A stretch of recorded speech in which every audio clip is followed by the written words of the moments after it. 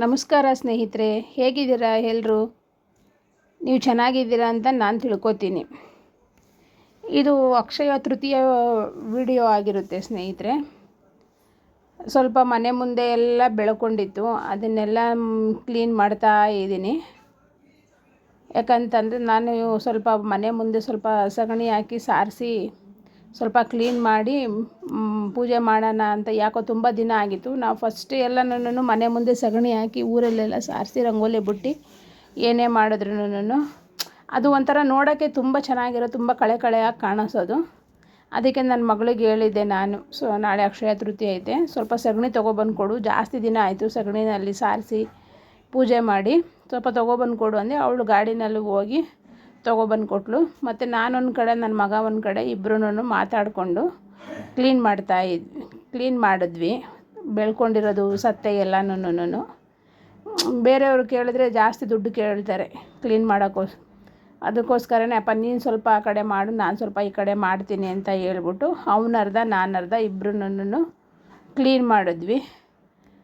ಅಂದರೆ ಪೂರ್ತಿ ಕ್ಲೀನ್ ಮಾಡೋಕ್ಕಾಗಿಲ್ಲ ನಮ್ಮ ಕೈನಲ್ಲಿ. ಸ್ವಲ್ಪ ಎಷ್ಟು ಬೇಕೋ ಅಷ್ಟು ಮನೆ ಮುಂದೆ ಸ್ವಲ್ಪ ಕ್ಲೀನ್ ಮಾಡಿಕೊಂಡು ಎಲ್ಲನೂ ನೀಟಾಗಿ ಇದು ಮಾಡಿದ್ವಿ. ಪಾಪ ನನ್ನ ಮಗನೂ ನನಗೆ ಸ್ವಲ್ಪ ಸಹಾಯ ಮಾಡಿಕೊಟ್ಟ. ಇಲ್ಲ ಅಂತಂದರೆ ನಾನು ಒಬ್ಬಳೇ ಅಂದಿದ್ರೆ ನನ್ನ ಕೈನಲ್ಲಿ ಆಯ್ತಾಯಿಲ್ಲ. ನೋಡಿ, ಈ ಥರ ಎಲ್ಲ ಸ್ವಲ್ಪ ಗಲೀಜು ಥರ ಇತ್ತು. ಮಳೆ ಬಂದ್ರಂತೂ ಇನ್ನೂ ಜಾಸ್ತಿ ಬೆಳ್ಕೊಳ್ಳುತ್ತೆ. ನಾನು ಈ ಕೆಲಸಕ್ಕೆ ಹೋಗೋದ್ರಿಂದನೂ ಏನೂ ಸ್ವಲ್ಪ ನೋಡೋಕ್ಕಾಗಲ್ಲ ಸರಿಯಾಗಿ.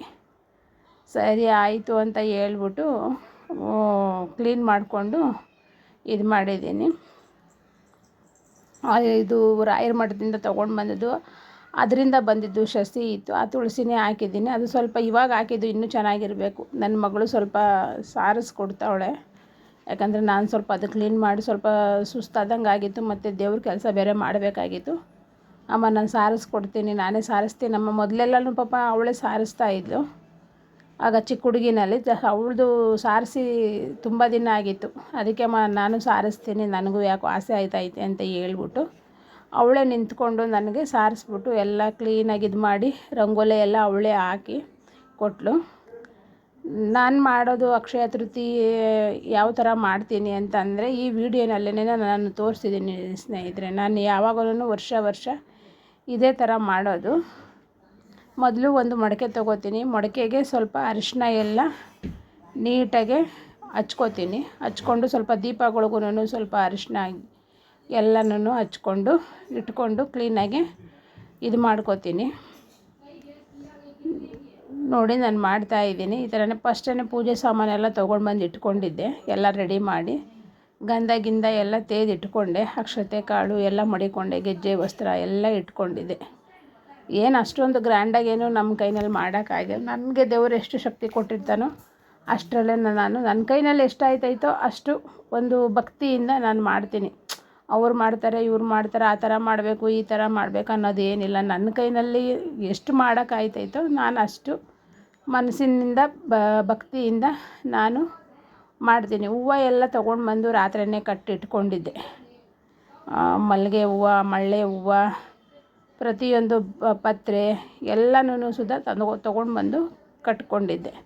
ನೋಡಿರಿ, ಈ ಮಡಕೆನಲ್ಲಿ ಈ ಥರ ಫಸ್ಟ್ ಶ್ರೀಮಂತ ಅರಿಶಿನ ಎಲ್ಲ ಹಚ್ಕೊಂಡಿದ್ದಾದಮೇಲೆ ಬರ್ಕೋಬೇಕು. ಈ ಥರ ಬರ್ಕೊಂಡು ಅದು ಸ್ವಲ್ಪ ಸರಿಯಾಗಿ, ಯಾಕಂದರೆ ನಾನು ಕಲಿಸ್ಕೋಬೇಕಾಗಿತ್ತು ಕುಂಕುಮ. ನಾನು ಅರಿಶಿನ ಹಚ್ಚಿ ಹಂಗೆ ಕುಂಕುಮನೇ ಹಂಗೆ ಡೈರೆಕ್ಟಾಗಿ ಶ್ರೀಮಂತ ಬರಿತಾ ಇದ್ದೀನಿ. ನೋಡಿ, ಈ ಥರ ಬರ್ಕೊಂಡಿದ್ದಾದಮೇಲೆ ಒಂದು ಕಡೆ ಇಟ್ಟಿದ್ದೀನಿ.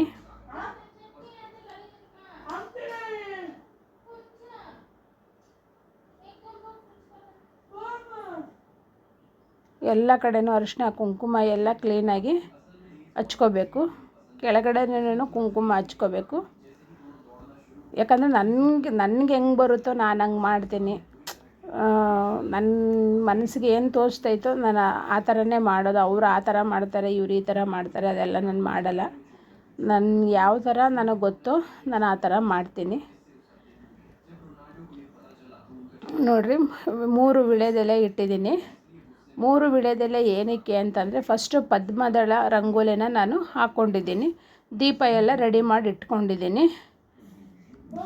ಒಂದು ಚಿಕ್ಕ ಚಿಕ್ಕ ಬೌಲಿನಲ್ಲಿ ಸ್ವಲ್ಪ ಉಪ್ಪು, ಸ್ವಲ್ಪ ಅಕ್ಕಿ,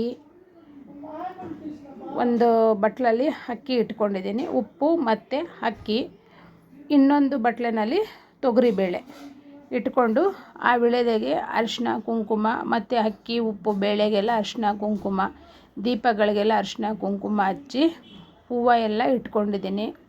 ಆ ಕಡೆ ಈ ಕಡೆ ಚಿಕ್ಕದು ಒಂದು 2 ಆನೆ, ಇದು ನಾನು ಯಾವುದೋ ದೇವಸ್ಥಾನದಲ್ಲಿ ಅಂತಂದರೆ ಈ ಇದಕ್ಕೆ ಹೋಗಿದ್ವಿ, ತಿರುಪತಿ ಇಲ್ಲ ಮಂತ್ರಾಲಯಕ್ಕೆ ಹೋಗಿದ್ವಿ.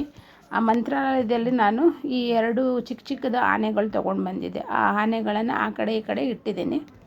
ನಾನು ಮೊದಲಿಗೆ ಒಂದು ಅಕ್ಷಯ ಪಾತ್ರೆ ಮಣ್ಣಿನ ಮಡಿಕೆಯಲ್ಲಿ ಸ್ವಲ್ಪ ಜಾವದ ಪೌಡ್ರನ್ನ ಹಾಕಿದ್ದೀನಿ, ಮತ್ತು ಪಚ್ಚ ಕರ್ಪೂರವನ್ನು ಹಾಕ್ಕೊಂಡಿದ್ದೀನಿ, ಮತ್ತು ಅಕ್ಷತೆ ಕಾಳು ಹಾಕಿದ್ದೀನಿ, ಸ್ವಲ್ಪ ಬಿಡಿ ಹೂವನ್ನ ಇದರಲ್ಲಿ ಹಾಕಿದ್ದೀನಿ.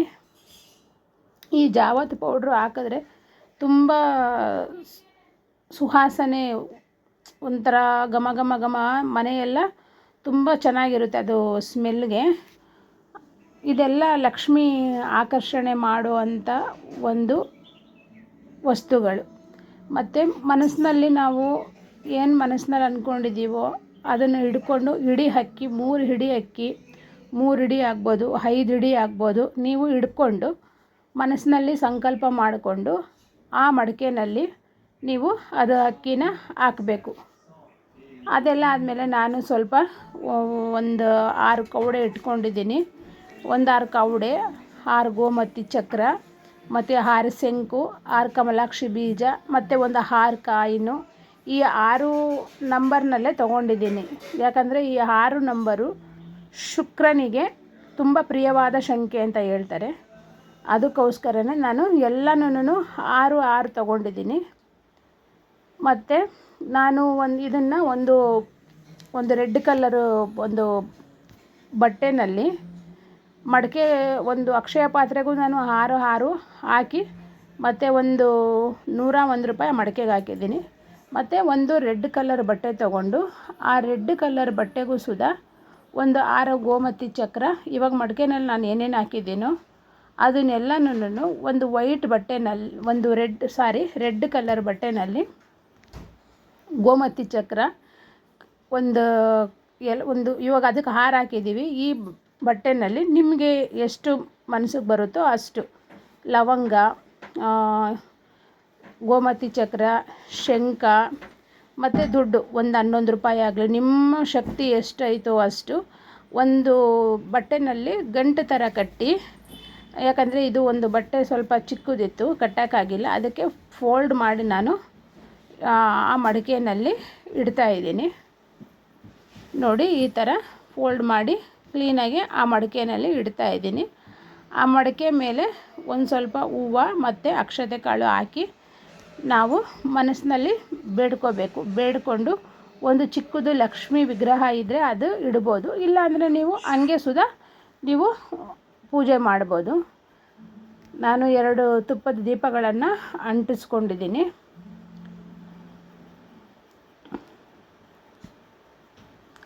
ಧೂಪ ದೀಪ ಎಲ್ಲನೂ ತೋರಿಸ್ಬೇಕು. ನೈವೇದ್ಯಕ್ಕಾಗಿ ನಾನು ಕೆಲಸಕ್ಕೆ ಹೋಗೋದ್ರಿಂದ ನಾನು ಏನು ನೈವೇದ್ಯಕ್ಕೆ ಮಾಡೋಕ್ಕಾಗಲ್ಲ. ಯಾಕಂದರೆ ನಾನು ಬೆಳಗ್ಗೆ ಡೈಲಿ ಎದ್ದೇಳೋದನ್ನೇ 2:30-3 ಗಂಟೆ ಒಳಗಡೆ ನನಗೆ ಎಚ್ಚರ ಆಗುತ್ತೆ. ಮನೆಯಲ್ಲಿ ಎಲ್ಲ ಕೆಲಸ ಮಾಡಿ ಸ್ನಾನ ಗೀನ ಮಾಡಿಕೊಂಡು ಮತ್ತು ಮಕ್ಳಿಗೂ ಸ್ನಾನಕ್ಕೆಲ್ಲ ಎಬ್ಬರಿಸ್ಬೇಕು, ಎಲ್ಲ ಮಾಡ್ಕೊಂಡು ಹೋಗೋದ್ರೆ ಟೈಮ್ ಆಯ್ತದೆ. ಅದರಿಂದ ನಾನು ಏನು ನೈವೇದ್ಯಕ್ಕೆ ಮಾಡಿಲ್ಲ. ಸ್ವಲ್ಪ ತೆಂಗಿನಕಾಯಿ ಮತ್ತು ಬಾಳೆಹಣ್ಣು, ಸ್ವಲ್ಪ ಕಲ್ಲು ಸಕ್ಕರೆ, ಹಾಲು ಸಕ್ಕರೆನ ನೈವೇದ್ಯಕ್ಕೆ ಇಟ್ಟಿದ್ದೆ ನಾನು. ನೋಡಿ, ಎಲ್ಲನೂ ಪೂಜೆ ಮಾಡಿ ಆದಮೇಲೆ ಅದನ್ನು ಯಾವಾಗ ಒಳ್ಳೆ ನಾನು ಟೈಮ್ ನೋಡಿ ಅದನ್ನು ಒಂದು ತೆಗೆದು ಪೂಜೆ ಎಲ್ಲ ಮಾಡಿದ್ದಾದಮೇಲೆ ಇವಾಗ ನಾವು ಯಾವ ಥರ ಭಕ್ತಿಯಿಂದ ನಾವು ಕೂರಿಸ್ತೀವೋ ಅದೇ ಥರ ಭಕ್ತಿಯಿಂದನೇ ಅದು ಮಡಿಕೆನ ಒಂದು ತೆಗೆದು, ಅದು ನಮಗೆ ಅಕ್ಷಯ ಪಾತ್ರೆ ತಿಂಗಳು ಸಂಬಳ ಬಂದದ್ದು ಇಲ್ಲ, ನಿಮ್ಮ ಕೈನಲ್ಲಿ ಎಷ್ಟಿರ್ತದೋ ಅಷ್ಟು ಡೈಲಿ ಆಗಲಿ, ಒಂದು ತಿಂಗಳಿಗಾಗಲಿ, ನಾವು ಮನಸ್ಸಲ್ಲಿ ಅಂದ್ಕೊಂಡು ಆ ಅಕ್ಷಯ ಪಾತ್ರೆಯಲ್ಲಿ ನಾನು ದುಡ್ಡನ್ನು ಹಾಕ್ತಾ ಬಂದರೆ ಆ ದುಡ್ಡು ಎಲ್ಲ ವರ್ಷಕ್ಕೆ ಒಂದು ಸರಿ ನನ್ನ ಕೈಲಾಗಿದ್ದು ಆ ದುಡ್ಡಿನಲ್ಲಿ ಏನು ಬರುತ್ತೋ ಇನ್ನೊಂದು ಸ್ವಲ್ಪ ದುಡ್ಡು ಹಾಕಿ ನನ್ನ ಕೈಲಿ ಏನಾಗುತ್ತೋ ಅದನ್ನು ನಾನು ತೊಗೊಂಡು ಬರ್ತೀನಿ. ಅಕ್ಷಯ ತೃತೀಯ ದಿನ ನಾನು ಇದು ನನ್ನ ಮಗಳಿಗೆ ತೊಗೊಂಡು ಬಂದಿದ್ದು, ಯಾಕಂದರೆ ತುಂಬ ದೊಡ್ಡ ಒಡವೆ ನನ್ನ ಕೈನಲ್ಲಿ ತೆಗಿಯೋ ಶಕ್ತಿ ಇಲ್ಲ. ಸರಿ ಏನೋ ಹಬ್ಬ ಅಲ್ವಾ ಇರಲಿ ಅಂತ ಹೇಳ್ಬಿಟ್ಟು ಒಂದು ಮಗಳಿಗೆ ಕಾಲು ಚೈನ್ ತೆಗೆದುಕೊಟ್ಟೆ, ಇನ್ನೊಬ್ಬಳು ಮಗಳಿಗೆ ಕೈ ಸೈಡಲ್ಲಿ ಹಾಕ್ಕೊಳ್ಳೋದು ಕಿವಿದನ್ನು ತೆಗೆದುಕೊಟ್ಟೆ. ನೋಡಿ ಕಾಲು ಚೈನು ಈ ಥರ ಐತೆ ಡಿಸೈನು. ಏನೋ ಸ್ವಲ್ಪ ಚಿಕ್ಕದೇ ತೊಗೊಂಡು ಬಂದೆ, ತುಂಬ ದೊಡ್ಡದು ತೊಗೊಂಬರೋ ಶಕ್ತಿ ಅಂತೂ ನನ್ನ ಹತ್ರ ಇರಲಿಲ್ಲ. ಇದು ನನ್ನ ಮಗಳಿಗೆ ತೆಗೆದುಕೊಟ್ಟಿರೋದು. ಸಿಂಪಲ್ಲಾಗಿ ಪೂಜೆ ಮಾಡಿದ್ದೀನಿ, ತುಂಬ ಆಡಂಬರ ಪೂಜೆ. ಯಾಕಂದರೆ ನಾವು ಕೆಲ್ಸಕ್ಕೆ ಹೋಗೋದ್ರಿಂದ ನನ್ನ ಕೈನಲ್ಲಿ ಎಷ್ಟು ಆಯ್ತಾಯಿತೋ ಅಷ್ಟನ್ನೇ ನಾನು ಆ ದೇವ್ರಿಗೆ ಭಕ್ತಿಯಿಂದ ನಾನು ಮಾಡ್ತೀನಿ. ಇದು ಅಕ್ಷಯ ತೃತೀಯ ಪೂಜೆ, ನಮ್ಮ ಮನೆಯದು ಪೂಜೆ.